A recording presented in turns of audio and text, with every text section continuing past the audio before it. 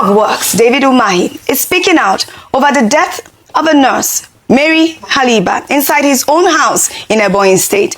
The minister described her as a good nurse, while also calling on his lawyers to take action against individuals spreading what he calls false and defamatory reports about how she died. Speaking while inspecting work on the Calabar-Abuja superhighway, Umahi dismissed claims that there was any secrecy around the nurse's death, saying her family broke down the door after they couldn't reach her and immediately called doctors from the Dave Umahi Federal University Teaching Hospital, where the nurse worked, who tried to revive her but failed.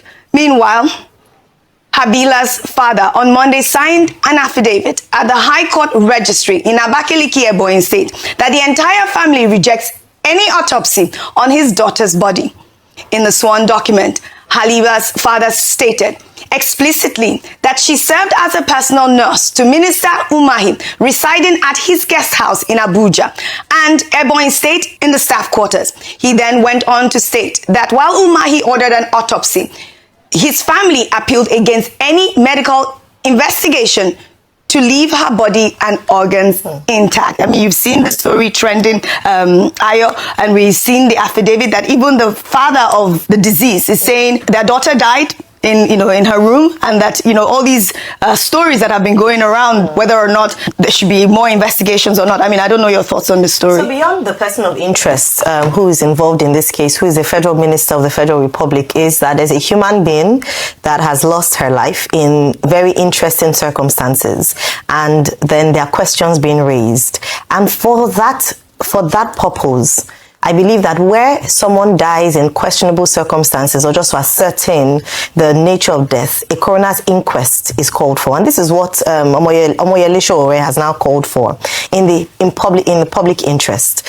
We've seen what's happened in the United Kingdom, not exactly the same kind of case, but at least similar. We see how Anne Wincombe was killed, and initially it was said that, okay, they'll just treat it as a normal, something that she died in her home. But on further investigation, was found out that the man was responsible. Then they said, oh, it may not be terrorists in nature. Then they found out on further investigation that it was actually terrorists. It was motivated based on terrorism-related cases. So in this regard, because there's so many he said, she said, yes, I know her family has released a statement, but I believe that there's been a death of a young person. She's under 30, a death of a woman at work.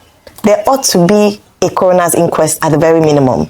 And also to be able to, for the person of interest involved, absolve, at least clear his name legally.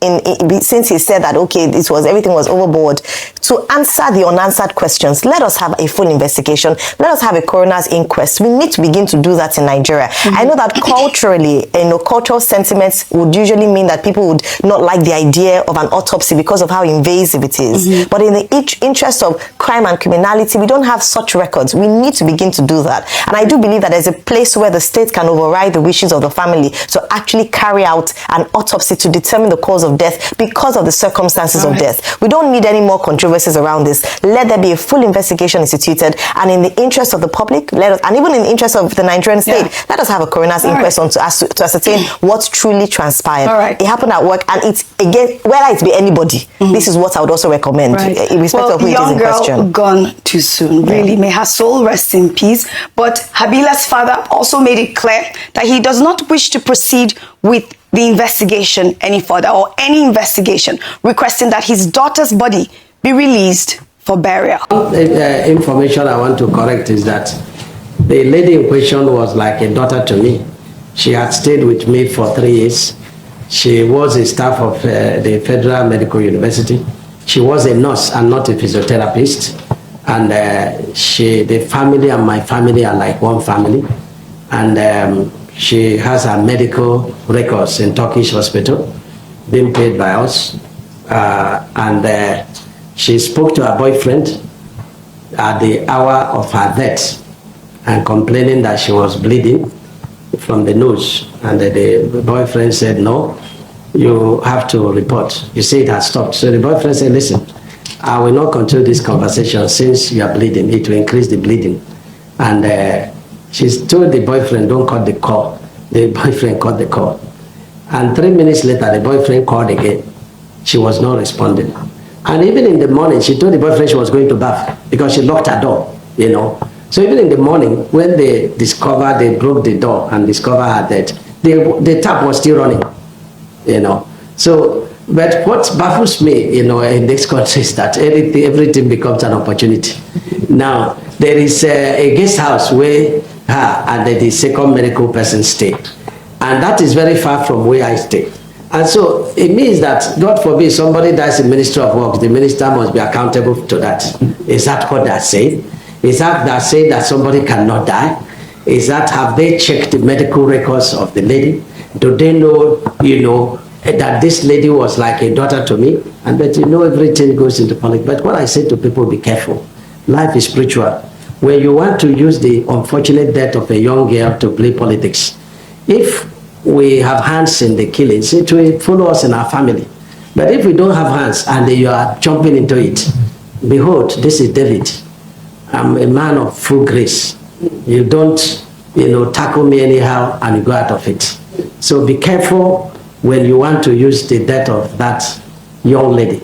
You know, one of my best workers, a nurse, a staff of the federal. Somebody said, oh, they were transported. You know, the second girl is from Benue State. You know, and that girl has worked with me as a governor before she was employed. And so when people darken the so why I'm not talking to the president means nothing, but very painful to me that that girl passed on. You know, it's very difficult to replace her. You know, and you know, the parents will be begging them, allow for autopsy to happen. They say it's against their culture. But the question is that if she were Muslim, will you be insisting that autopsy will happen? You know, but we insisted to our lawyer that autopsy should happen, and we are begging the parents to allow autopsy to happen, and I say no, it's against their culture. And so we have a statement, you know, and only God will resolve it, because we have directed that the corpse cannot be removed until they have done autopsy. But it's very strange why an unfortunate thing that happened, you know, is being made this. Is it that we killed a woman that was giving me injection, you know, that you know, was administering drug to us, that live in our guest house, even in my residence in Asoko. So what sort of rubbish is that? You know. So, but people should be careful, because when I kneel down to pray, I say, when you push yourself into this, I say, God, may the death of the girl be better than their own death. That's my prayer for everybody that is using it to play politics. But if we have hands, let it also follow us, because it can be very annoying when people use, you know, people's, you know, unfortunate incident and are playing politics. Some people are calling me, we are this organization, we want to do protest, we want you to see us. You know, what is it? This is David. You know, I don't fear battle, you know, and I've never lost any, you know. But life is spiritual. We need to be very, very careful. It's very important. So the matter is ongoing. We've reported to IG to transfer the case to Abuja, so that, you know, because I'm from a former governor there, so let them transfer it to Abuja and let them beg the family to do autopsy. I'm begging the family to meet with IG so that maybe IG can convince them. But there are medical records in Turkish hospital. The last one was on 5th of April, and it cost me 2.2 million. The records are there. I paid 2.2 million, you know. So that is it. So I don't want to go, because it's like a daughter that died. So I'm mourning, and I laugh at, you know, so it's a physiotherapist. You know, they presented the girls as if they were wrong girls.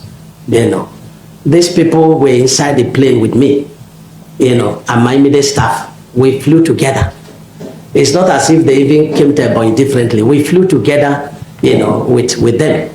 You know, we're going to Lagos, you know, and this is not the first time. The boyfriend also told us that in Lagos, which was when we went for this coastal road, that she called him and said she was bleeding from the nose. He said, no, report to your boss. He said the boss will insist that she should go back to hospital, that she didn't want, and she don't stress me. So he said, look for hospital around there and go. That's the confession of the boyfriend, you know. And so I've asked the police to go to the call log, you know, and then they will see the last discussion, you know, the girl had with the boyfriend at the hour of death, you know, because the moment the boyfriend started calling again, she was not picking the call again. So you can go to the call log of the boy, go to the call log of the girl, and you hear the conversation, It's an unfortunate thing that happens. And like I said again, she's been receiving treatment at Turkish hospital, and the medical records are there. So I don't want to join issues with anybody, but just know that the guest house far from where I was staying, and as the head of that home, I take responsibility in making sure that, the right thing is done. But I suspect no foul play, but because, is it the girl, the colleague from Benue State, that they sleeping on the same bed? Is it the girl that we